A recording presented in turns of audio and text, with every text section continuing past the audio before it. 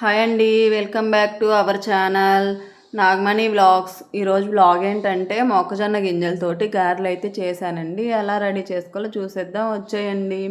ముందుగా అయితే మొక్కజొన్న కండెల నుంచి గింజలు అయితే వేరు చేశానండి.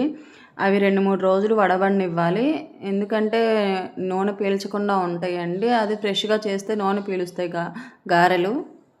ఇప్పుడైతే ఒక మిక్సీ బౌల్ తీసుకొని మొక్కజొన్న గింజలను అయితే వేసుకోవాలి. అందులో కొంచెం అల్లం ముక్కలు, పచ్చిమిరపకాయలు అయితే వేసుకొని, జీలకర్ర వేసుకొని మిక్సీ పట్టుకోవాలి. కొంచెం బరకగానే మిక్సీ పట్టుకోవాలండి, మెత్తగా పడితే బాగుండవు. కొంచెం బరకగానే మిక్సీ వేసుకోవాలి. నేను ఒకేసారి వేయలేదండి, 2 టైమ్స్ అయితే వేసాను. కొంచెం బరకగా వేస్తే ఏంటంటే గారె మనం తినేటప్పుడు క్రిస్పీగా తగులుతాయండి మా మొక్కజొన్న గింజలు అయితే. చూడండి, ఇలా మిక్సీ వేసుకొని ఒక బౌల్లో అయితే తీసుకోవాలి.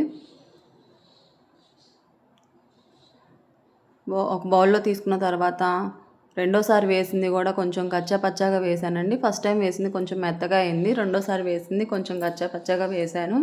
ఇందులోనైతే కొంచెం తరిగిన కొత్తిమీర, కొంచెం కరివేపాకు, శనగపిండి కొంచెం, బియ్యపిండి కొంచెం, అయితే ఉల్లిపాయలు, సన్నగా కట్ చేసిన ఉల్లిపాయలు అయితే వేసాను.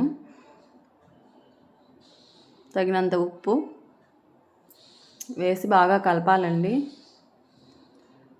మనకి పిండి కొంచెం లూజ్ అయితే ఇంకొంచెం బియ్యపిండి కానీ శనగపిండి కానీ వేసుకోవచ్చండి. మరీ గట్టిగా కలపొద్దు, మరీ లూజ్గా కలపొద్దు.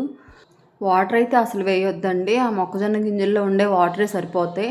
నాకైతే కొంచెం పిండి లూజ్ అనిపించిందండి, అందుకని కొంచెం బియ్యం పిండిని అయితే వేసుకున్నాను. ఇప్పుడైతే మూత పెట్టి పక్కన పెట్టుకోవాలి. డీప్ ఫ్రైకి అయితే ఆయిల్ పెట్టుకోవాలండి స్టవ్ మీద. బాగా ఆయిల్ వేడైన తర్వాత నేనైతే న్యూస్ పేపర్ మీద గారెల్లాగా చేసి వేసుకుంటానండి, నాకు అదే అలవాటు. ఇలా అయితే వేసుకోవాలండి.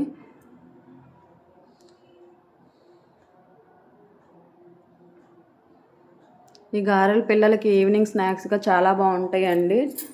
ఎట్లా తిన్నా, చట్నీ, పల్లి చట్నీతో తిన్నా, కొబ్బరి చట్నీతో తిన్నా కానీ బాగుంటాయండి. మా పిల్లలైతే టమాటా సాస్తో తింటారు, చాలా బాగుంటాయండి. ఇట్లా గోల్డెన్ కలర్ వచ్చే వరకు వేయించి తీసుకోవాలండి.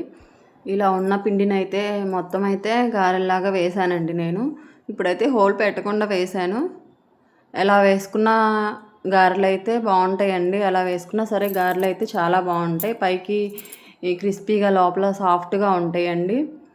ఈ గారెలను అయితే పల్లీ చట్నీతోటి, టమాటా చట్నీతోటి, సాస్ తోటి ఎలా తిన్నా బాగుంటాయండి. మా పిల్లలు అయితే సాస్ తోటే తింటారు. చూడండి, సాస్ తోటే తింటున్నారు మా పిల్లలైతే.